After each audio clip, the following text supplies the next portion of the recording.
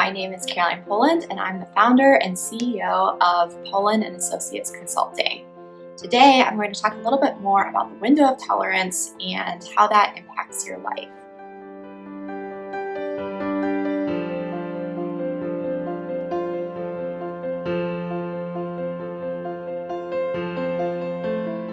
The other really interesting thing is it impacts other people around us. And I think this is really critical if we are a parent, if we are a boss, if we work in a people helping profession at all.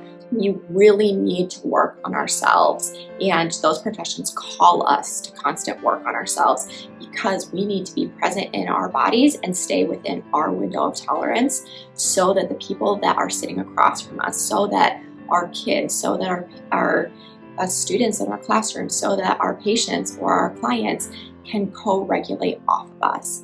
And so because of how our biology works, because of mirror neurons that I've talked about in other videos, because of how our nervous systems connect with co-regulation and attunement, we're actually reading cues off other people. And so if I start to get outside of my window of tolerance, it's going to make it all the more difficult for the person sitting across from me to stay in their window of tolerance.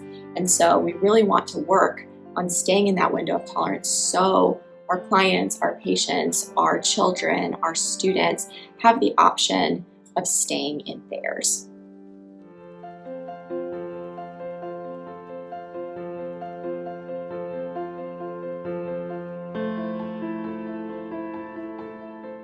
So the interesting thing is that in this process of regulation, we have to learn to regulate off of someone who can regulate themselves. And so we can't develop healthy self-regulation before we've had healthy co-regulation.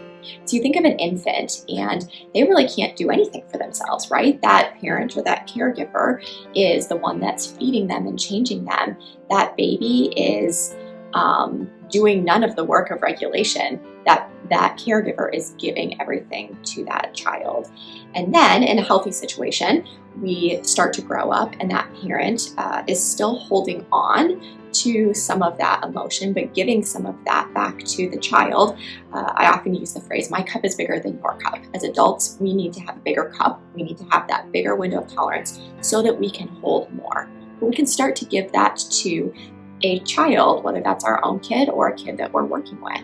My cup is bigger than your cup, but I can share some of this with you and I will help hold what doesn't fit in your window of tolerance. And so that kid begins to co-regulate off of that regulated parent. And that parent begins to teach strategies that allows the child to deal with uncomfortable situations or the uncomfortable emotions that we have throughout our lifespan. When you're angry, what do we do with that anger?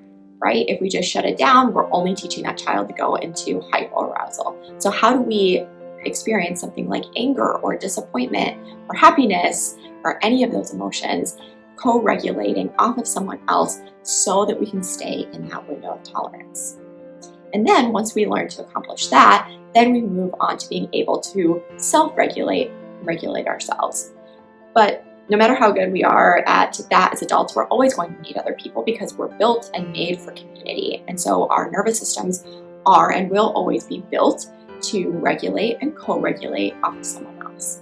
And so again, if we're going to be a parent or in a people helping profession at all, that really calls us to this constant work of understanding ourselves and widening that window of tolerance so that we can be a healthy place and person for students or kids or adults who never had that growing up to learn to co-regulate so they can move to healthy self-regulation. You can find me on Facebook and Instagram at Poland & Associates. My website is polandassociates.com, and subscribe to this YouTube channel so that you won't miss future videos.